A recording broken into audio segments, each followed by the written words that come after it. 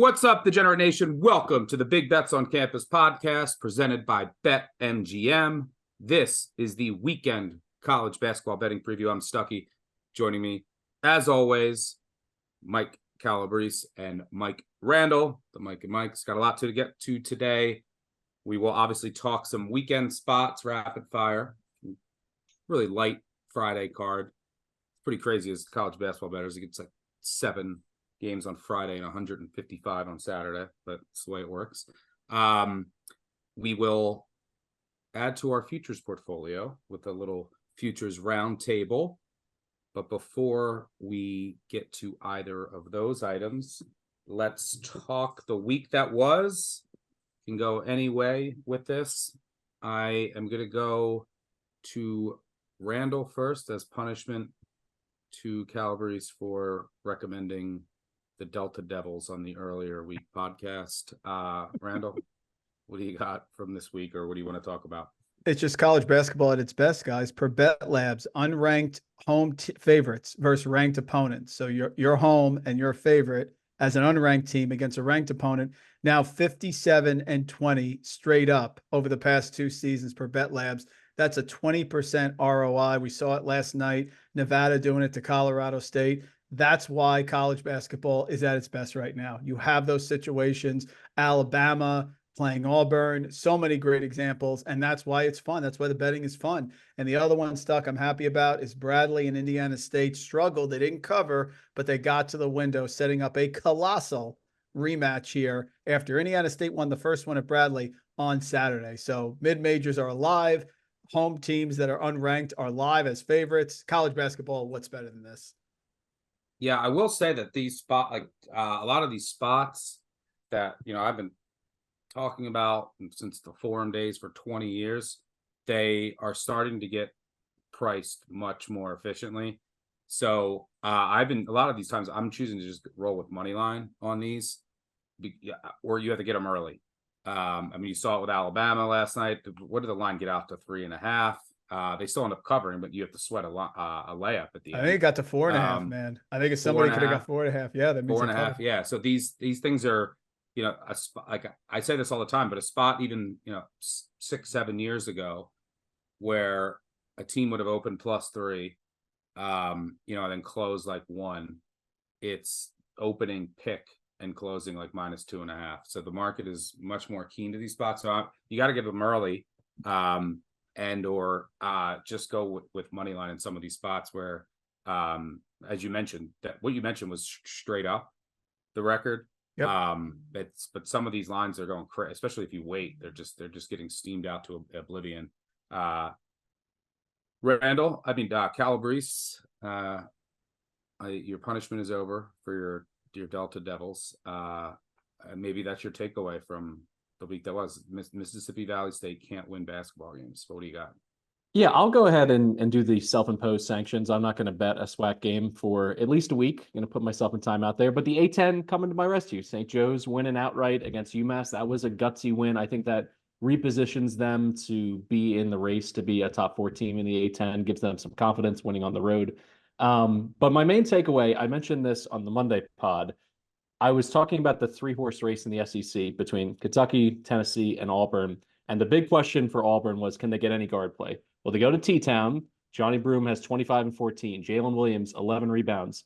Cue up the Mike Gundy fart noise from the from his press conference when it comes to the Auburn backcourt, because Denver Jones, 3 for 8, 9 points. Holloway goes 0 for 2 points. And if it wasn't for Baker Mazzaro off the bench, shooting 3 for 8, they would have had no backcourt play whatsoever. They still almost win. And this is the question for me. They shoot 41% as a team against Bama, who we know their defensive deficiencies. Like, can I talk myself into Auburn winning multiple games, getting to the second weekend, being a real threat in a tournament that is so guard driven? I'm just scared. I'm just scared of this backcourt. And I guess for Holloway, you say he's a freshman, he's going to have games like that. I don't know who's stepping up for Auburn. So that's my takeaway from the past 3 or 4 days. That was concerning to me. I thought we were going to learn a lot about the Tigers in that spot. I know it was a situational opportunity for Bama to play better, to get a key win. They did play better on defense, but I think it says more about the Tigers' backcourt issues than necessarily it says about Alabama's ceiling. Yeah, I mean, I do want to see just a little bit more from the Auburn guards on the road in SEC play. We'll get a couple more opportunities to see them in big games, but I think that I mean, I don't know if it said more about Auburn. Like Auburn was down 16 in that game, and they couldn't make. They were 1 of 15 from three to start. Alabama was 50% from three. Hostile environment. They almost came back and won. So I saw some good things, but I think it said a lot about Alabama. Like you were up 16 in that game. You were the 3-point variance was working in your favor, and you almost blew that lead. They still have major questions on defense. I will say with UMass, that was one of the Randall Jinx specials, but they really missed Matt Cross. And over their past few games, you can really see that. A couple takeaways from me. I'm glad that we went this to compliment Randall. We went with Kentucky for the national title, not SEC futures. Obviously, the SEC futures look a lot worse than they lost at South Carolina, but they still have some. They have to still figure. They still have insane upside. So I like our national title future, but they still have to work out some kinks on defense. They need to get better, and you're not going to win a national title you can't outscore everybody 92 to 88. So, and they need to Cal needs to just figure out the right rotations come March. So I'm glad we went that way, but the Kentucky defense still has some issues. We'll see if they give up 90 on Saturday. We know the defense is really in trouble because they play the corpse of Arkansas. I mean, Mark didn't play. Brazil didn't even play in the second half. They score. I don't know what's going on with Arkansas. It is bad. A team that no one's talking about is that's now up to like 16th in the country is Dayton. I love watching Deron Holmes play. He is one of the best players in the country. I think that he should be an All-American this year. I love watching him play. And also Boo Buie. And Boo Buie at home can just drag Northwestern to wins with a huge win over Illinois at home. But let's get to the futures roundtable. I'll sum up what we have so far. We have Texas A&M to get to the Final Four, 14-1. That's Team Wade Taylor. Drag us there and just get every offensive rebound, or maybe make some shots one game. That would be nice. Then we have Houston plus, I think, 220. I think they're minus 130 now to win. That was a nice addition. Houston to win the Big 12 regular season. And Kentucky 20-1 to win the national title. So if you're new here, we each bring one future. Could be anything. Could be conference. Could be Final Four. Could be national title. We go around the horn. Everyone makes their case, and at the end, we each vote. If there's a tie, then I will split the tie. Calabrese, we'll go to you first. What are you bringing to the Futures Roundtable this week? All right. Can I interest you guys in the Fighting Illini to make the Final Four at 9-1? As everyone knows, Shannon Jr. now back, incorporated into the lineup. Spent one game coming off the bench. Now he's going to be a starter. They're going to be potentially a top 5 offense with both him on the floor and Damask, who averaged 23 per game with Shannon Jr. out for those 4 to 5 games. Overall, what I really like about this team, too, is they've had 7 different leading scorers this season, which is the 4th best among power conference teams, according to Evan Maya. So they're not overly reliant on one player to play hero ball, but I do like what I saw at the end of the game where they put the ball in Damask's hand. He ends up missing a shot in the lane that would have been a win over Northwestern. Instead, by losing that game, you still get a decent number, close to 10-1. And the other reason why I think now is the moment to grab them. Between today and March 2nd, they play exactly one Big Ten opponent with a winning conference record, and that's Nebraska at home on February 4th. They go the entire month of February, other than that, without playing a Big Ten team with a winning conference record. So I think they're going to start stacking wins, and you're going to see this number get depressed into the 6 to 7-1 window. And the final piece, I know that Brad Underwood has never made it to the second weekend in the NCAA tournament. Well, last year we had somebody who was in the same boat in Dan Hurley, and he won the national title. So I think that's a little bit overblown. I think he has the versatility, the scoring, and with Shannon Jr. back, the overall, superstar talent to be able to take this team to the next level. So I think at 9-1, this is the time to get in on the Fighting Illini. Yeah, certainly have, especially with Shannon, who can get, like, just from an isolation standpoint in the half court, can go up really against anyone and score. So if you're in a drought, it's huge having him back. But the only thing is, like, we're not going to get into like all the legal bullshit, but like, is there a chance that he doesn't, he gets, like, suspended again? Or so that's it seems to me, and like, won't play armchair, this isn't courtroom TV. It seems to me, based on the judge's ruling and the reaction by the university and the official statement, that they understand that they can't overstep, like they can't suspend him again without something changing materially in his relation with the police or his charges or anything like that. So at least as it's been, and the next court date is in May, so like, right, nothing would happen. Precisely. Yeah. So I think that does kick the can down the road and leaves him eligible for the remainder of the season. Randall, what do you got? St. John's Red Storm to make the Final Four. Here is why I'm proposing it now. Right now, you can get them around plus 1,800. First off, this team had the COVID issues. Players were hurt. Dingle was out. So they had the 3-game losing streak. But hold on a second. They were 12-4 and 4-1 before that losing streak. They lost to Creighton away. If you watch that game, they should have won. There was a loose ball foul called that would have secured the game, and they got fouled on the final shot, which they missed. Fine. Creighton away lost by 1. Seton Hall game, Patinos are out right before the game. You can excuse that one. Fine. Marquette at home, they lose by 1. They go down to Nova and they pound them. I've watched them pound Nova twice. I watched them play very well against Connecticut. No clinging. I get that.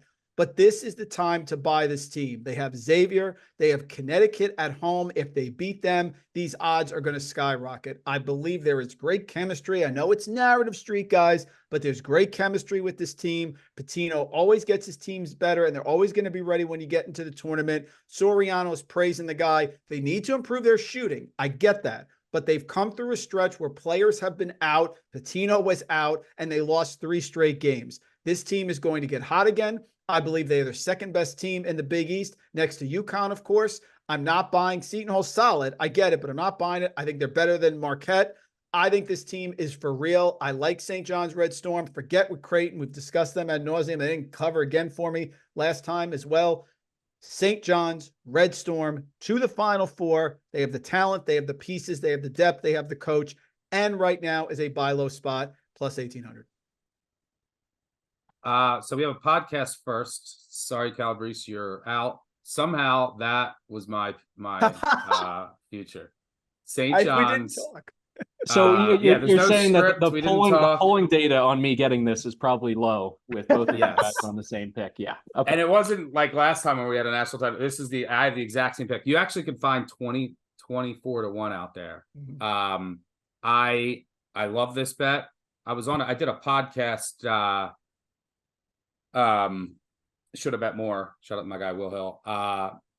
He asked me who the most underrated team in college basketball is, and it's a tough question to answer because you can answer it from many different phases, but many different angles. I said St. John's, and you had that 1 point loss to Marquette, 1 point loss to Creighton, but they also, as you mentioned, they've recently dealt with COVID. This is a senior laden team, and it was a team that was put together, right? They didn't have a lot of continuity coming into the year. So it's a team that I expect only to get better. You have a great tournament coach. And then I mentioned the defensive tweak that they made, and they're going with this like complex matchup zone that morphs into man.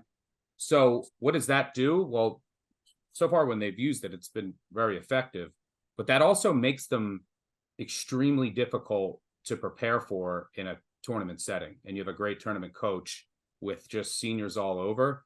And you're right, especially if they can beat UConn at home, and I think they'll have a chance to do so. Like, look at their let me pull up their schedule to close out the year, because there are some. I mean, they got DePaul twice. I mean, DePaul covered finally, but after Connecticut they got DePaul.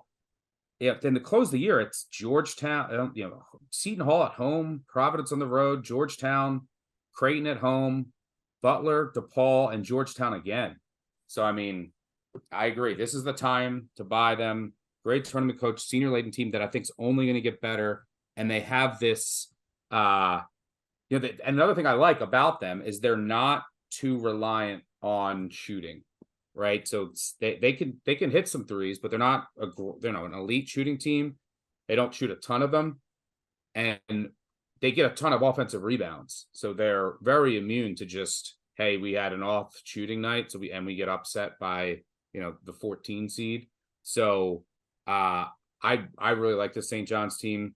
So I will say that Calabrese, I did like your case, and I like the upside of this Illinois team. So feel free to bring them back for the Futures Roundtable next week. Well, I mean, I'll make this easy because at 24-1, it's a quick rubber stamp from me as well. That number is way too good to pass up on the Johnnies. And even the number that Randall brought to the table, I agree with this play.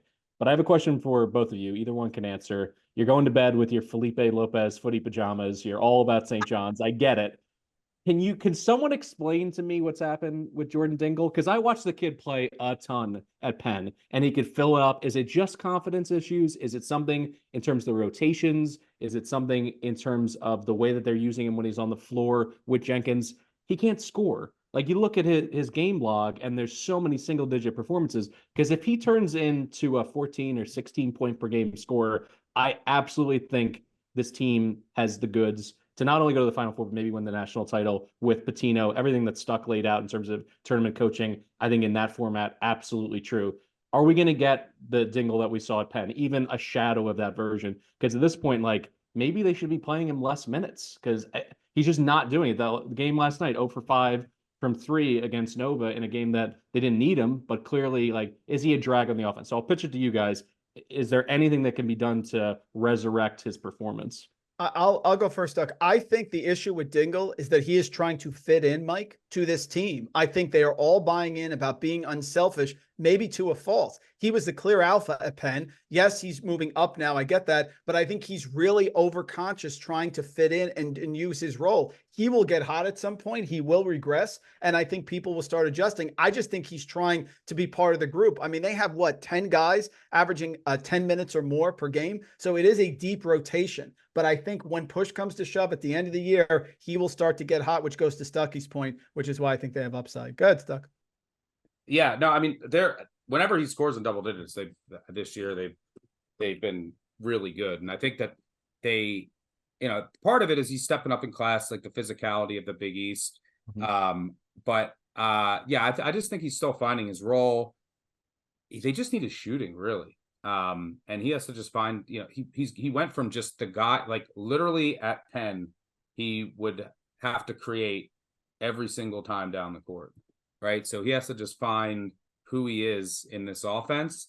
And it's really just being an effective role player and someone that stretches opposing defenses. And he just needs to settle into that role. And he's going to have opportunity to do it. And that's this St. John's team. Like I said, they had no continuity. I mean, what were they? Let's see. On Ken Pom coming into the year, they were 331st in minutes continuity, 9th in experience. So it's a bunch of seniors, a bunch of guys who have a ton of experience, which you like in March, but they were kind of put together and they all had these different roles in different places, playing different schemes. And I mean, they've been better than I think anyone thought so far already. But now, you still have 12 games in the Big East tournament and they went through a COVID stretch. They went through a stretch where they're changing their defensive scheme. So yeah, I agree. I think he's one of those guys that's like an X factor that just will raise their ceiling. And if he can just give them shooting, like if he goes hits, 3 of 5 from 3 in a game, makes them exponentially more dangerous. So we're adding St. John's to make the Final Four. Now we just have to hope it's not we don't have like St. John's and Texas A&M in the same pod to be like 17 trillion offensive rebounds in that game. So yeah, we have Kentucky to win it all, Houston to win the Big 12 regular season, Texas A&M to make the Final Four, and St. John's to make the Final Four. Good luck if you're to us and if you're following along and betting with us at home. Let's go Johnny's. All right, let's get to the weekend. Go around the horn here and just mention some spots that you have circled. And when you're out, just let me know. Randall, I'll throw it to you first. What do you got? You know, this is a tough one, but guys, you know how difficult it is to beat and cover against a team twice within your own conference. Michigan State at Wisconsin. Wisconsin is going to be favored roughly 4 points, we think, somewhere there. The first time they played, that was when Malik Hall, I believe, was ruled out right before the game on December 5th, and Wisconsin blasted them 70-57. Now, it's not a perfect metric. It's not a perfect comparison, but you have seen teams bounce back in the second game and play much better than that first matchup. Now, this one is tricky because it is on the road, but I'm taking Michigan State here, who hit rock bottom with the loss to Northwestern, and then Illinois. They beat Rutgers, they beat Minnesota, they beat Maryland, started to get going here, beat Maryland by 2 away, but they were comfortable in that game. Now they're going to Wisconsin and they're getting points. You're going to give me 4 points there, and you know how much I like Wisconsin. I just think it sets up as a perfect bounce back spot where people are going to be overvaluing Wisconsin because they're home. I think this is a veteran Michigan State team. Guards play well. Give me Michigan State plus 4 points there. I'll take them as underdogs on the road tomorrow night. Like it. Got some Friday night flavor in there. Calabrese, what do you got? I'm going to keep it on Friday nights. Let's go St. Joe's money line over St. Bonaventure. I think the St. Joe's team It's is not broken. Don't fix it.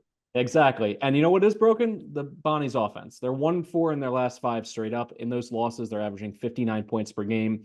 They needed Charles Pride to come in and be a 20-point per night scorer. When he's done that 4 times this year, they're 3-1 straight up, but he's only done it 4 times the entire season. They continue to struggle on the glass. They make up for it by turning teams over a lot. They turn over opponents on almost 18% of their possessions. But St. Joe's, I just think when I look at what they did in that last win over UMass, not only did they win, but they did it without relying only on the 3-point shot. Yes, they're still taking 29 threes per game, which is top 10 nationally, but they only took 19 on Tuesday night and made 9 of them. Easton Doko has been critical inside. He had 3 blocks and 2 steals. He's coming into his own a little bit. And Reynolds finally pulled out of his slump. He had the confidence. He scored 31 on 17 shots. I think that's the pivotal moment of their entire season. And the St. Bonaventure team, other than turning this into a rock fight, I don't think that they have a path to victory. So I'll go ahead with St. Joe's. Anything on plus money, I'd love to have the Hawks on the road.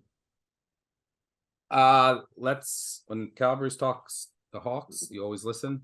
I think that we're probably going to catch. I think we'll probably catch a little bit too many points with LSU against Alabama. I mean, I talked about it earlier. Alabama, they had everything go right in that game. It was a great spot. You're at home. You're making all your threes. Auburn couldn't make threes, and you barely hold on. They still have problems on defense. LSU's playing better of late, come up short in a couple games, but they've been playing better since Cook came back. He's still trying to find his role, but Alabama won't turn you over. And that's when LSU's offense just really runs into problems if you can turn them over, because they do turn it over too much. But if they don't turn it over, they can score. Their defense is pretty good. Bad spot for Alabama, just like an emotional letdown. So I think we'll catch too many points with LSU here in the double-digit range. So I'll be looking to fade that Alabama defense, having to try to cover a big number in a bad spot. And it's not a terrible matchup for LSU. Randall? Almost brought this one to the futures. Guys, I'm staying with Miami.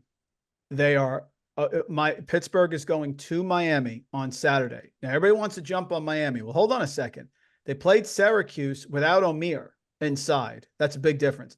Lost in overtime at Wake Forest. Very difficult without Poplar. So they've had players, key players, in and out of the lineup. This is a veteran team. They are still shooting well on the season, although they have not been great in ACC competition.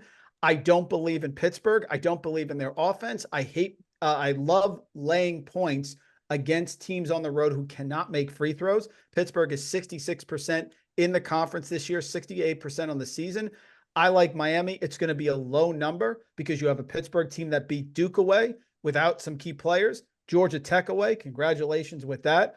I don't believe in Pittsburgh. I don't believe in Capel. He got his win against Duke, and now Miami comfortably won that game at Notre Dame. I know nobody cares. It's Notre Dame. I understand that, but they're still a talented team. Brought back a lot of players from last year. Omier came back inside. You have a great coach. They shoot well. They make their free throws. They're home. This number projects to be around 4. I'd lay 7, 8 in this game. I think Miami comes out and pounds Pittsburgh. I just think Pittsburgh can score enough to keep up with Miami at home, who is really one of the best teams early in the season besides the blitz loss to Kentucky. They were playing well. I think they get it right here, and I'm going to lay the points against Pittsburgh. Buying on the Miami bounce back. Cowboys, what do you got? Revenge spot. James Madison going to App State. I like JMU on the money line here. Listen, the Mountaineers, they're all about defense. One of the very best mid-major defenses in the country. I can run it down. They're 5th in opponent shooting efficiency. They never send teams to the foul line, which is something I generally love. Less than 14 attempts per game for their opponents, and they close out possessions. They're 9th in defensive rebounding. But if you watch their win over JMU, they won 59-55 in a rock fight. I think they were down with like 2 minutes to go. It was like 50. Exactly. 51. And they blew a 16-point first half lead. And this is why I'm fading him here. I'm just not going to deal with the scoring lulls. The Mountaineers scored 4 points in the final 9 minutes and 17 seconds of the first half. Like, that is not a typo. That is not a mistake. That is actually how they performed in a game that they won. I just see the Dukes bouncing back, shooting better. Terrence Edwards has got to play better. But TJ Bickerstaff as well, I think, has more left in the tank offensively. Edwards had 6 turnovers in that first game, and Bickerstaff only had 6 points. I see a correction towards, their average performance on both of those stats. And I think JMU, even if it ends up closing, basically as a pick, I still like the Dukes in this game. I think you're going to get plus money on it. And I think this is a nice bounce back revenge spot for them. Speaking of App State, yeah, they have to make some threes. They didn't. I don't think they shot horrendously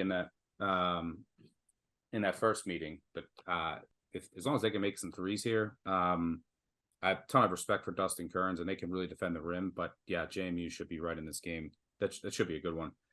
Speaking of App State, who beat Auburn at home, they lost at Northern Illinois earlier this season, who's 6-12. They are winless in the MAC. They're going on the road to Ball State. They're the only winless team. I think we'll get a little inflated number. I mean, the MAC home court, unless it's like Kent State, Akron fans fighting each other, is nothing, especially in a meaningless late January Saturday game. This Northern Illinois still has some talent on offense. Ball State can't defend. And Northern Illinois has had the number 1 strength of conference schedule. They have a top 80 overall schedule. Ball State has played. I mean, their overall strength of schedule is 345th. They just crushed Buffalo. Buffalo, by the way, is a disaster. The Buffalo used to be a respectable program.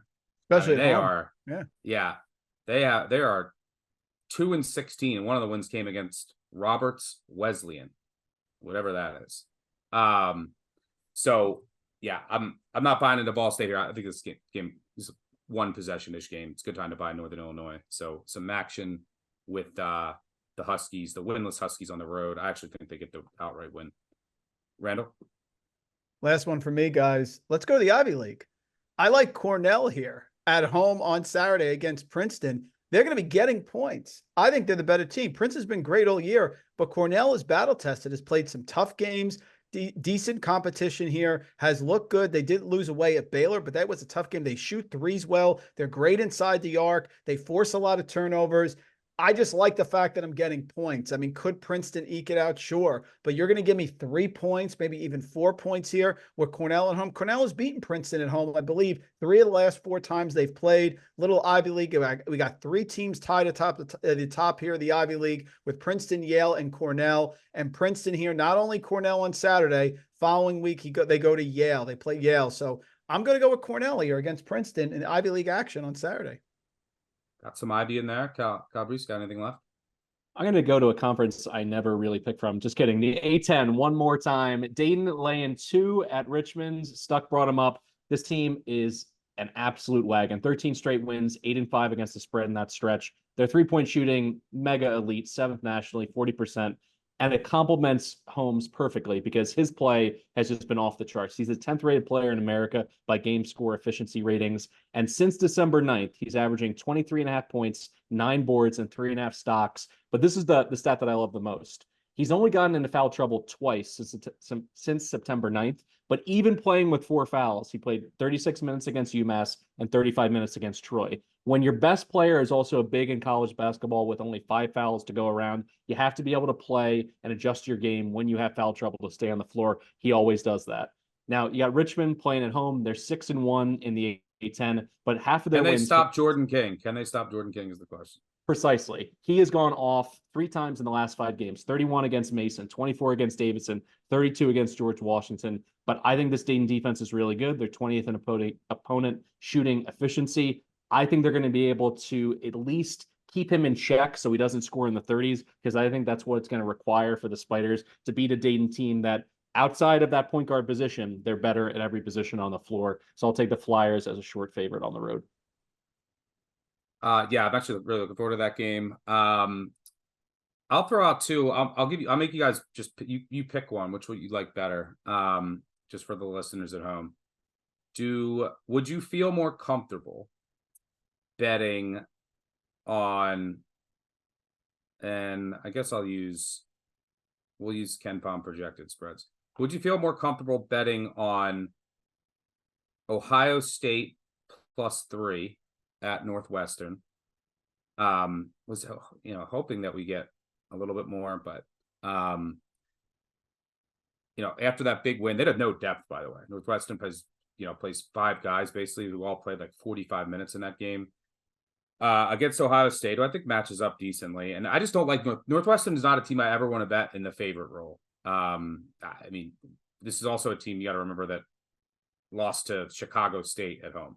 So I'll be looking at Ohio State. Would like to get a little more than that, but and then do we trust Oregon at home against Arizona? Projected spread here is 7, but it's a great spot. It'll probably open less. It depends. Both these teams play tonight, I believe. I'm aware their transition D does not grade out well, which scares me against Arizona. But this is an Arizona team who we've seen on the road, and they lost FAU on a neutral. They lost to Purdue on a semi-neutral. We've seen them lose at Washington, at Stanford. It's not been the same team away from home since that Duke game early in the year. Oregon has had guys, you have Dante back now, which just makes them a different team overall. They've had guys in and out. They've had so many injuries that I think that they're a little undervalued in the market. I think they're the second best team in the Pac-12. Home smash spot against Arizona. Might depend on what happens tonight in the Pac-12, but those are 2 that I was looking at that might, some might be like, oh, I don't want to pull the trigger. I think the only question, forget about Ohio State. Put Ohio State aside. The only real question is, you go in money line on Oregon or the points? Because I do think situationally it's great. Them getting healthy, I think this is the last time you're probably going to get a nice sweet number on them. So I don't know. I think it may be time to roll the dice and have like a marquee season-defining win. Somebody has to step up into that second and third role in the Pac-12, and I think this is their moment. Yeah. I'll have some sprinkled, and maybe they'll hit the round robin, the Saturday round robin. Randall? Yeah, I like both spots. I think they're great. I kind of like Oregon State tonight. Was it 17 points? I mean, there's something crazy like that. Arizona, very shaky to me. I do not see them as an elite team. We're still living off the win over Duke and the back-to-back 100-point games at home against Belmont, UT Arlington. Whenever you're going to Caleb Love as your main person, I think it's questionable here. I love the spot for Oregon. They're finally healthy. They played well against Utah there. That's a tough trip. Bounce back spot. Yeah, and the points are going to be huge. I like both of them because I also think Northwestern's going to be overvalued here, especially with Northwestern. Don't they have Purdue after that game? Northwestern, I think. Yeah, I think so. Yep. Yeah. So, I mean, I love both stuff, to be honest with you. I'd play them both. And the last piece here, like, what's wrong with Kylan Boswell? He had, in 2 of his last 3 games, he scored 0 against Washington State and 3 against UCLA. Like, that's not going to cut it. That's not the player I thought he was going to be. Certainly, he started the year with, looks like, 7 of his first 8 games in double digits. I thought that was the player we were going to get the whole way, and someone who's facilitating a lot of offense. I mean, 25 points or 25 minutes against Wazoo, 0 points, 0 assists. Like, alarm bells have to be going off particularly in a Tommy Lloyd offense that's tailor made for you to generate and facilitate offense. So I don't understand what's happened to him. Yeah. I'll throw one other one. Let's go to the Valley. Missouri State, double overtime win over Drake. Now, before playing Southern Illinois, they go to Valpo. And I'm still not a believer in this Missouri State team. And by the way, on the road this year, they blew a lead against West Virginia. They, got blown out by Drake. They lost to Middle Tennessee, who's horrendous. They cannot score. They lost to Tulsa. They did beat St. Mary's on the road, but that's it. I mean, their road numbers are very discouraging. But this is a Valpo team that was a brand new team, no experience, extremely young, no continuity, and is playing a little better of late. They've won 2 of 4. They lost a close game at Evansville. They lost a close game at SIU. They won at Illinois State. They beat Illinois Chicago at home. They're playing a lot better. It's a team that's like kind of rounding into form. So I think this is a good spot to buy them against Missouri State. Calabrese, anything else in the SWAC or A10 that you want to mention? No, I think I emptied the barrel on the A10, and yeah, well, I'll put the SWAC on the back burner. Maybe hit him up for a conference tournament week in 6 weeks. All right, good stuff there, Randall. Nothing else from you? No, good to go, man. Thanks. All right, that'll do it for us. Got some weekend flavor, some rants of the week, and then we added a St. John's to get to the Final Four ticket. So good luck if you're riding along at home. But thanks for tuning in. I will do Monday episodes. I will do giveaways. So a couple extra days to get 5-star reviews in. You can say whatever you want. They really help us out. Make sure we'll do giveaways. Send out some gear. Make sure you subscribe, tell a friend, tell an enemy. Appreciate everyone tuning in. Thanks as always to Mike and Mike for joining me. Thanks to our producer David on the back end. Good luck this weekend with all of your wagers. We will be back on Monday with the weekend recap and Monday, Tuesday look ahead. Guys from the 3-man weave, as always, will be back on Wednesday. And we have Big Bets on Campus live shows coming up on Saturday mornings. More details to come on those, so stay tuned on X or Twitter. But thanks for tuning in again. Good luck this weekend on all of your wagers, and we will see you on Monday. Cheers.